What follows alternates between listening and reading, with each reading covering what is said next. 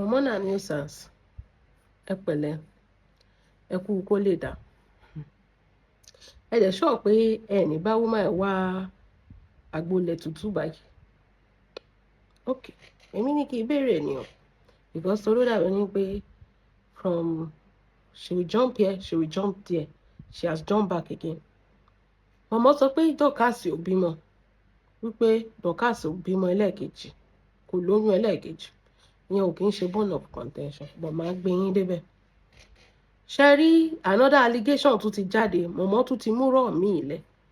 Momo sọ fún wa pé mọ́mí GEC, àbúrò mọ́mí GEC ló lóyún.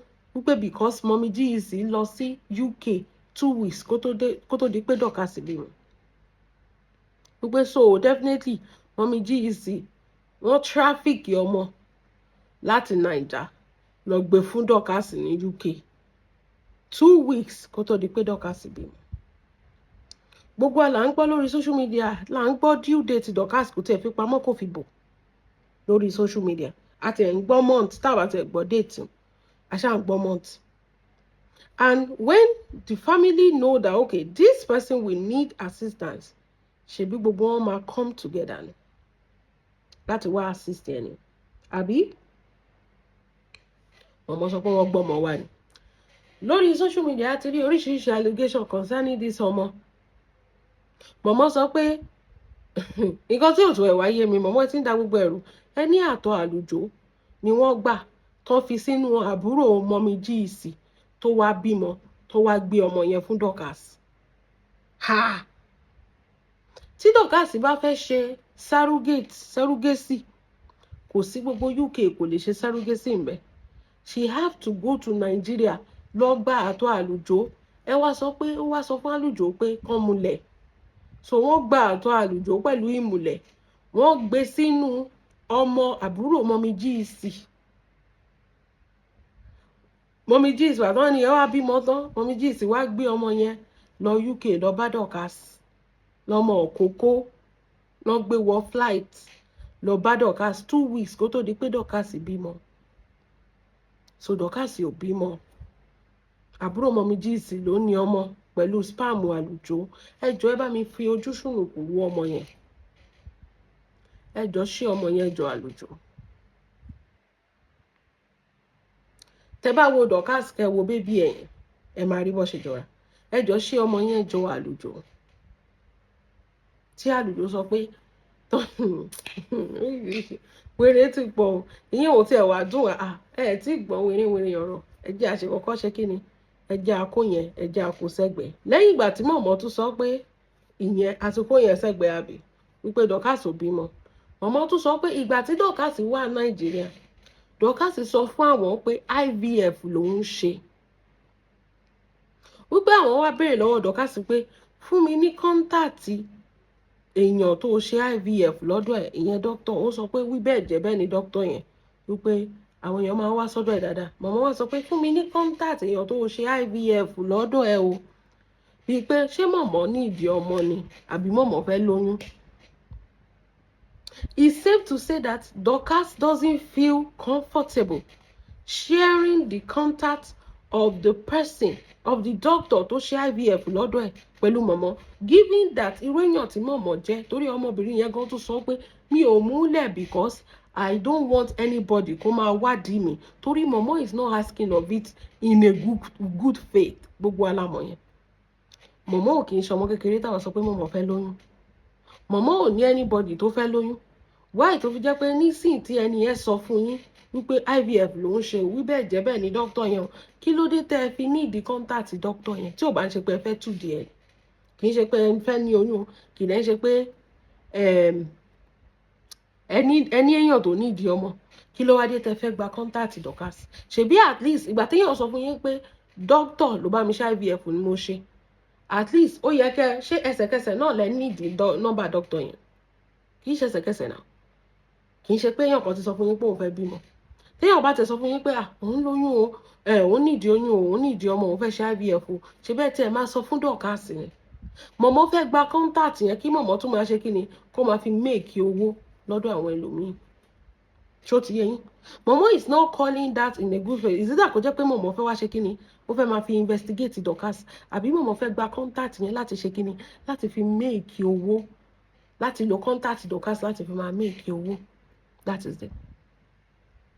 Nígbà tí Dorcas tún dé ó tún sọ pé àgbo lòun lò. Ẹ jẹ́ sọ kíní kan, jẹ́ bèrè kíní kan lọ́wọ́ yín ẹ̀yin èèyàn tẹ́ wá ń bí. One question and one question. Please answer with good thing. Èèyàn tó ń wá ọmọ for over 15 years. Ẹ jọ̀ọ́ kí ni ò ní lò tán. Kò tí ẹ̀ ní mọ̀ tó bá lóyún gan kò ní mẹ́lẹ̀ tó ṣiṣẹ́ torí a ti lo oríṣiríṣi papọ̀ a ti sú. Kò ní mọ̀ nǹkan tó work. Ibùkún àṣà àtìgbà tẹ́ni yẹn gan fẹ́ lọ ṣe IVF á sì máa mu àgbo oyún kan náà lọ́wọ́. Àṣà àtìgbà tí ẹni yẹn gan fẹ́ ṣe kí ni á sì máa lo àwọn oògùn kankan tó kò tí ẹ̀ ní mọ ilé ìgan tó lè sọ pé work. Ẹni ó sọ fáwọn èèyàn kan pé torí pé ó ń parọ́ torí ẹ̀ ló ṣe sọ fáwọn èèyàn kan pé IVF ló ń ṣe ó tún sọ pé àgbo ló ń lò ó tún sọ pé ṣiṣẹ́ alágbọ̀dọ̀ ẹ̀ ló ń tira gbó wípé irọ́ ló ń pa irọ́ ni gbogbo ẹ̀ kò ń ṣe rọ́ màmá torí ó mọ orú èèyàn tẹ́ ẹ jẹ́ lórí social media.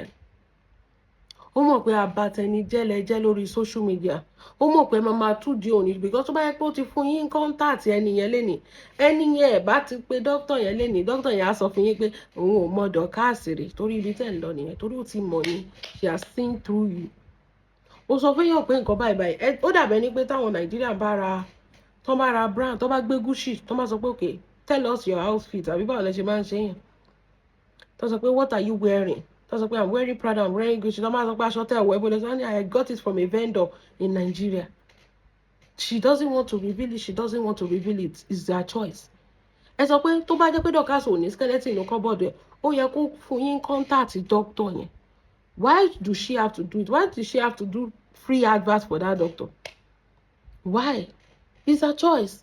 If she doesn't like the doctor, she doesn't get free anything from the doctor. She doesn't need to advertise it for free.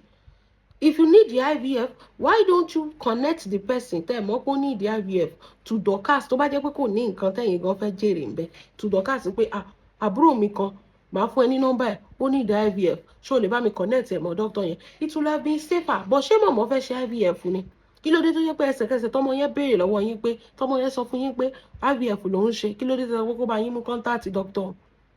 Is that not even too suspicious for somebody to tó bá jẹ́ mi náà mi ò ní múlẹ̀. Is that even not too suspicious?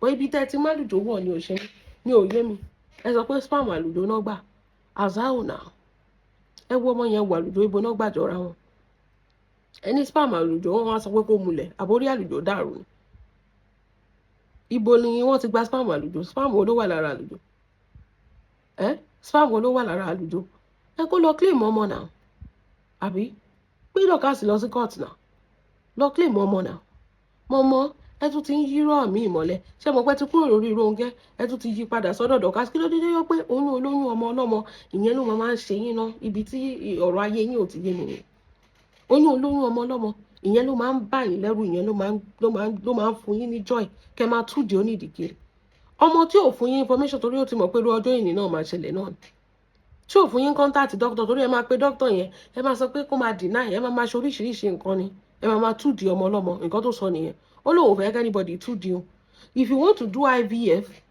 and Dorcas sọ pé òun ní client jẹ́ bẹ́ẹ̀ òun ní kinní jẹ́ bẹ́ẹ̀ wí bẹ́ẹ̀ jẹ́ bẹ́ẹ̀ ẹ pé Dorcas náà kí ló dé tẹ́ fẹ́ gba contact doctor tó bá ṣe IVF ṣẹ́yìn fẹ́ ṣe IVF tẹ́ bá dẹ̀ mọ̀ pé ẹ ní èèyàn tó ń wo ojú Ọlọ́run fún ọmọ ẹ connect ẹ mọ́ Dorcas tí ò bá tún ṣe pé fẹ́ máa scam àwọn èèyàn pẹ̀lú doctor torí ká tó bọ̀ sí ẹ máa ní ẹ̀yin lẹni company lawyer ẹ̀yin lẹni doctor Dorcas wá jàgbà lọ́wọ́ yín ni we know you very well on this social media mọ́mọ́ ká tó fọ̀ sí ẹ máa claim vendor oní vendor bẹ́ẹ̀ ṣe ń jàgbà yín gan jàgbà ju anybody lọ torí ẹ fẹ́ já contact ẹni yẹn gbà ni. If you have a problem and you want a baby, call Dorcas. She has the contact of the doctor that will give you IVF. Wí bẹ́ẹ̀ jẹ́ bẹ́ẹ̀. Kí ló kàn yín? Ṣèbí ewé lẹ̀ ń ta. Ewé yín ẹ mọ̀ pé ewé yẹn ò ṣiṣẹ́. Torí ẹ̀ lẹ ṣe fẹ́ ní contact doctor yẹn so that ẹ kàn máa rí on a platform of good. Ṣé àròpọ̀ ọmọ yẹn ò gbọ́n ni? Ẹni torí pé kò ti múlẹ̀. So torí pé Dorcas ò ti mú contact lẹ́ra, automatically she is not pregnant. Ẹni ojú ẹ̀ òwú. Have you seen Dorcas' face? Have you seen her videos? Mọ̀mọ́. Ẹni ojú ẹ̀ òwú ẹ̀rẹ́nu ẹ̀ bó ṣe wú ẹ̀rọ ojú ẹ̀ bó ṣe wú ni kì í ṣe lè tó ti lo kámẹ́rà àmọye fídíòs ẹ̀ tó wà online gbogbo gbà yẹn tí ò lo filter tí ò lòwò tí gbogbo ẹ̀ báyìí tó wú gẹ̀gẹ̀gẹ̀ báyìí sí sórí chair. She looks so stressed, tired, you can see it all over her. Ẹ wá sọ pé àbúrò mọ́mí GEC ẹ̀ tún rírọ́ pamọ́ everyday different madness. Ẹ tún sọ pé àbúrò mọ́mí GEC ló lóyún ìgbà tó bímọ. Dorcas tó ti ní due date tó ti ní month tó ti ní gbogbo ìgbà tẹ́ni yẹn bímọ. Mọ́mí GEC wá gbé ọmọ òkókó wọ UK. Ẹ bá ìyá ìwọ oògùn ẹ bá wó oògùn lò ẹ fún lóògùn lò ṣé máa wò ó ràn bí eléyìí ni. Ẹ bá mi sọ fún màmá pé ó yá evidence wo gan lẹ́tì ẹ̀ ní gbogbo allegation tẹ́ kó sílẹ̀ about all these people evidence wo lẹ́ni evidence wo lẹ́ni pẹ̀lú gbogbo allegation tẹ́ kó lẹ̀ where is your evidence mọ́mọ́ ẹ ń pa pẹpẹ irọ́ ẹ tún ti múlẹ̀ everyday náà múlẹ̀ náà ni ẹ pa irọ́ ju nu ẹ̀ lè soso gan lọ lórí níbi tá a dé ń sìn báyìí ẹ tún sọ pé mọ́mí GEC ló gbé ọmọ òkókó wọ United Kingdom ọmọ òkókó wọ United Kingdom kí Dorcas tó bímọ ó lágbára ó wá gbé ọmọ òkókó wọnú hospital ẹ̀rí hospital tó wà ó gbé ọmọ òkókó wọnú hospital náà bẹ́ẹ̀ ni àwọn fámílì ẹ̀ náà tẹ̀lé pẹ̀lú ọmọ òkókó wọnú hospital adẹ̀rí nọ́ọ̀sì pẹ̀lú ọmọ òkókó tó gbé wá láti Nàìjíríà gbogbo wọn náà play script nínú hospital torí Ọlọ́run just like that so kò tún lóyún sí máa ṣàrúgẹ́sì ló ṣe ẹni torí pé kò lè sọ fún yín bóyá àgbòlólo èèyàn tó ń wóyún for 15 years gbogbo nǹkan ló máa lò papọ̀ òun kò ní mọ̀ eléyìí tó ṣiṣẹ́ èèyàn tó ń wóyún for 15 years gbogbo nǹkan ló máa ṣe kí ni ló máa lò papọ̀ nǹkan tí ò yẹ yín nìyẹn tó bá sọ fún yín pé ògùn ló lò surrogate ló ń ṣe it's possible because she's looking for pregnancy tó bá sọ pé ẹbọ gan ló ń jẹ àbí àṣejẹ ló ń jẹ gan it's possible torí gbogbo ẹ̀ ló máa ṣe papọ̀ torí kò tiẹ̀ lè sọ pé nǹkan báyìí ló work bẹ́ẹ̀ ni I don't know why you are so obsessed with ọmọ ọlọ́mọ kò tún lóyún mọ́mí GEC ẹ máa kú àlejò báyìí mọ̀mọ́ tún ti yí sọ́dọ̀ yín mọ̀mọ́ tún ti ń yí kiri ẹ tún yí dọ́dọ̀ mọ́mí GEC oní cream ẹ tún ti yí dọ́dọ̀ mọ́mí GEC mọ́mí GEC kọ́ wà wò pé ẹjọ́ ń tòlọ́ lọ ẹjọ́ kí n tèmi báyìí o mọ̀mọ́ náà ṣíkolo madness ẹ máa san o by force bẹ́ẹ̀ bá ṣe ń dè la máa tún bẹ́ẹ̀ bá ṣe ń dè la máa tún nǹkan tí mo fẹ́ kẹ́ mọ̀ ni pé kílẹ̀ yín náà ní ìdí contact IVF fún tí ò bá ṣe pé ẹ̀yin náà fẹ́ fi máa ṣàkámàǹjẹ àwọn èèyàn kí ló dé tó yẹ kí tẹ bá ní èèyàn tó ní IVF tó fẹ́ ṣe IVF kí ló dé tẹ́ rí fáyẹ̀ sí Dorcas kó rí fáyẹ̀ sí doctor kí lẹ ní ìdí contact doctor yẹn fún ṣe torí pé ẹ fẹ́ fi máa tú àwọn èèyàn jẹ ni àbí kó jẹ́ pé kí ni ọmọ yẹn gangan ni pé ẹ fẹ́ ṣe kí ni ẹ fẹ́ lọ máa fi tú díẹ̀ káàkiri Ọlọ́run ló yọ pé kòkòrò torí àgbà má gbọ́rọ̀ lẹ́jọ́ ìdènà àgbà má gbọ́rọ̀ lọ tẹ bá rẹwà mọ̀ pé Dorcas ò bímọ ó lọ tráfíkì ọmọ ni mọ́mọ́ ẹ mú evidence yín jáde no evidence we no dey believe anything ẹ̀yin tẹ wọ́n parọ́ fún wa pé alàgbà Gabriel ló ní ọmọ ọwọ́ Rónkẹ́ up to today evidence jáde o no evidence no anything àgbọ̀ Dorcas ló lọ́mọ ọmọ ẹ̀ ni ó foyún báyìí ó fi kù wú ọmọ ẹ̀ báyìí ó dẹ̀ bí sílé ayé bẹ́ẹ̀ ni if you have any other thing agenda ń bẹ àbí any other thing apart from what I've said gba court lọ kó lọ report yà rẹ̀ ó ga o.